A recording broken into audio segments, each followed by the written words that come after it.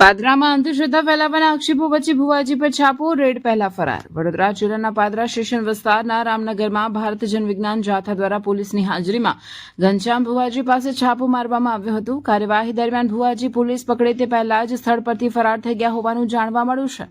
ભુવાજી પર ધર્મના નામે લોકોને છેતરપિંડી કરીને અંધશ્રદ્ધા ફેલાવવાના આક્ષેપો કરવામાં આવ્યા છે. સંતાન પ્રાપ્તિ, દુઃખ, દર્દ, શારીરિક પીડા તેમજ વિવિધ રોગો દૂર કરવાની લાલચ આપી લોકો પાસેથી ચીજવસ્તુ અને ફી વસૂલ કરીને ધંધો ચલાવતા હોવાના આરોપો સામે આવ્યા છે. આ મામલે ભુવાજી ઉપરાંત તેમના સાગરીતો સામે પણ ગંભીર આક્ષેપો કરવામાં આવ્યા છે. રેડ દરમિયાન સ્થળ પર મોટી સંખ્યામાં લોકો, ટોળા તેમજ ભોગ બનનાર લોકો ઉમટી પડ્યા હતા, જેના કારણે વિસ્તારમાં ભારે ચકચાર મચી હતી. આ સમગ્ર મામલો પાદરા પોલીસ મથક સુધી પહોંચ્યો છે અને આગળની કાયદેસરની કાર્યવાહી હાથ ધરવામાં આવી રહી છે.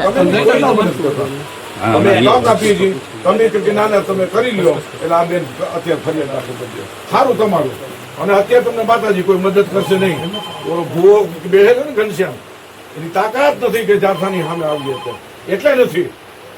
માતાજી એવું મદદ કરે. અત્યારે કરો મદદ એની કે અમે ધારીએ તો મદદ થાય, ગુનો દાખલ થાય. અમે ધારીએ તો નવો ગુનો દાખલ થાય. કયો માતાજીને ગુનો દાખલ ન થાય તો કરીએ દાખલ. રેવા દો કે અમને બનાવટ કરવાનું. ગામને બનાવટ કરવાનું બંધ કરો.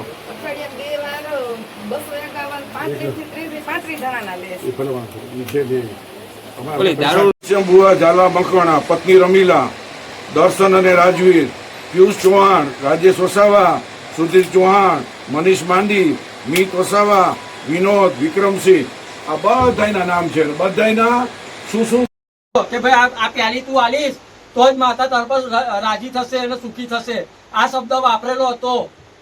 અને આ માતા પર હાથ મેલીને કહેવા તૈયાર છું કે આ શબ્દ વાપરેલો. અમે બરબાદ થઈ ગયેલા, અમે રોડ પર આવી ગયા છે ભાઈ. અત્યારે અમે માંડ સુખી થયા છે. માંડ મને નોકરી મળી છે અને હવે માંડ ઉભા થયા છે અમે. બાકી અહીં આવીને અમે 6 મહિના મને બહુ બરબાદ કરી દીધા છે. તમે પોલીસ સ્ટેશન આવજો. પારેખ છે. હું છેલ્લા 1.5 વર્ષથી અહીંયા આવતો હતો, પણ અમે માતાની આશા અહીંયા આગળ આવતા હતા. અમને ખબર નથી કે આ રીતના ધૂતી લેશે. એવાનું મારી ગાડી બી એમને જઈ ડાયરા થતા હતા ત્યાં હું એમને લઈને બી જતો હતો. વગર ની પૈસાની આશાએ હું એમની જોડે ફરતો હતો.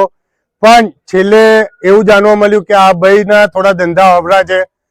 તો અમને ખબર પડી, તો અમે એમને બચાવવા માટે જેમની બબાલ થયેલી એની સાથે અમે એમને વાતચીત કરવા ગયા. ત્યાં મારી ગાડી એમના છોકરાએ ખુદ જાતે તોડીને પછી એવું કે છે કે તારી ગાડી તો ફલાણા ભાઈએ તોડી નાખી. અને એ ગાડીનો મારી પાસે વિડીયો બી છે કે કોઈ છોકરો ત્યાં ગાડી તોડવા આવ્યો હતો. Housing board. તમારે શું કામ કરવા માટે આગળ આવતા હતા અને હાલ શું પરિસ્થિતિ? એકચ્યુઅલી અત્યારે તો પરિસ્થિતિ હાવ નબળી બની ગઈ છે. અહીંયા આવ્યા પછી જે મારું કામ હતું એ કામ બી પૂરું નથી થયું. ત્યાર પછી અમે ધીરે ધીરે મેં બંધ કર્યું. તો મને એવું કહેવામાં આવ્યું કે આ તો મારી મિસિસ જોડે એનું ચક્કર હતું, એ એકબીજાનું એઠું પીતા હતા.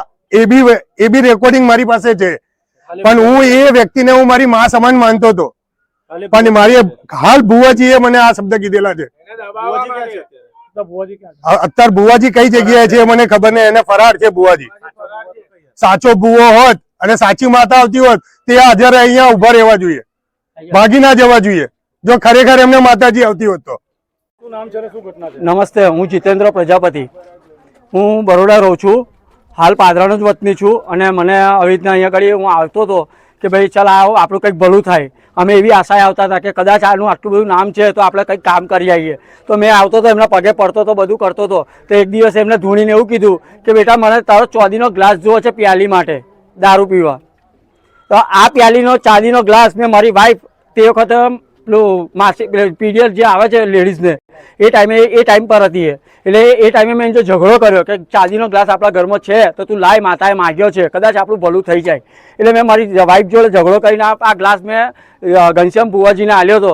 અને ઘનશ્યામ ભુવાજીએ ધૂણીને એવું કીધું કે જા બેટા તારું ભલું થઈ. પણ મને બહુ દુઃખી થઈ ગયો. અને ત્યાર પછી મારી બહુ જ ખરાબ પડતી આવી. મારા ઘરમાં ચા મેળવાની બી પોફા હતા. પણ અત્યારે ભગવાનની દયાથી હું સારા પંથ પર ચાલી ગયો અને બધું છોડી દીધું, બધું કમ્પ્લીટ કરીને અને હું અત્યારે માતાજીના પંથ પર ચાલું છું. તો મને સુખી છું. શું મનોકામના લઈને તમે આગળ આવતા? હું સારું થવા માટે કે મારા ઘરમાં કંઈ પરિવર્તન આવે, હું કંઈક આગળ પ્રગતિ કરું કે તને સારી નોકરી મળશે. તો નોકરી મને ડૉક્ટરની ત્યાં લાગેલી મેં વાઘોડિયા રોડ પર. તો વાઘોડિયા રોડ પર હું નોકરી કરતો હતો. મને આ ભુવાજી એવું કીધું કે નોકરી ના કરીશ કે છે, કારણ કે દવાખાનામાં નોકરી કરેલો વ્યક્તિ અહીંયા આગળ આવો ના જોઈએ કે છે. મને આવું કીધું એટલે પછી મેં ત્યાંની નોકરી બી છોડી દીધી. કયો વિસ્તાર છે અને કોણ છે? આ રામ ટેકરી કહેવામાં આવે છે, સ્ટેશન વાળો વિસ્તાર છે. અને ઘનશ્યામ ભુવાજી. શું નામ છે તમારું? શું ઘટના થઈ? મારું નામ હિતેશા હસમુખભાઈ વિસાવડિયા છે.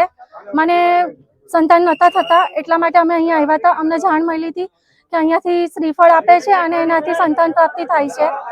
તો અમે બધી રીતે તૈયાર હતા, અમે કરવા માટે બધું કર્યું. અને સાહેબ અમે એટલું વિનંતી કરીએ છીએ કે અમે જે બધું અમારી ઉપર જે વીત્યું છે ને હવે બીજા કોઈની ઉપર ના વીતે, અમે એટલી પ્રાર્થના કરીએ તમારા લોકો ઉપર. અમે આજે 8 મહિના અહીંયા ભર્યા છે. મારા માણસ ને અત્યારે હું ખોટું નહીં બોલું છું, બતાવું તમને.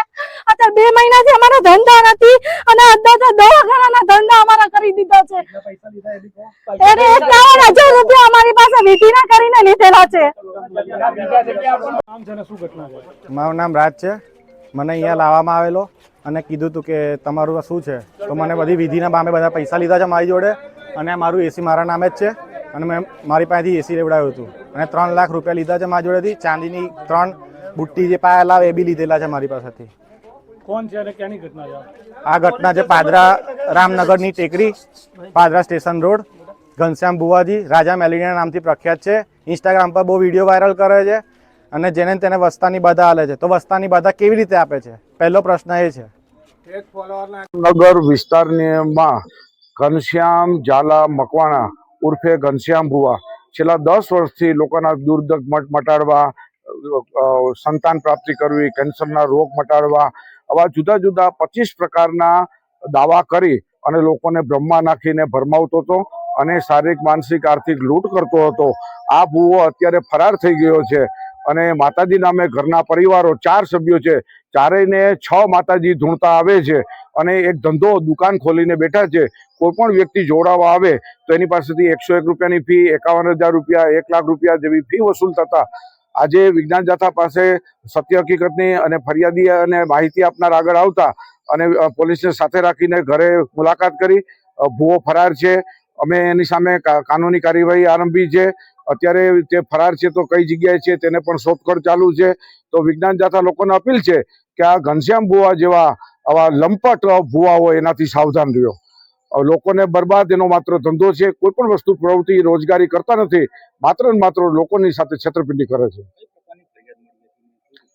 અમારી પાસે જુદા જુદા ભોગ બનેલા પીડિતો લોકો પૈસા અને આર્થિક રીતે પોતે જે ભોગ બનેલા હતા એને ફરિયાદ કરી અને અમે માણસો મોકલતા, જે હકીકત ખરાઈ કરતા, એની સામે કાનૂની કાર્યવાહી કરવા માટે પોલીસની મદદ લીધી છે.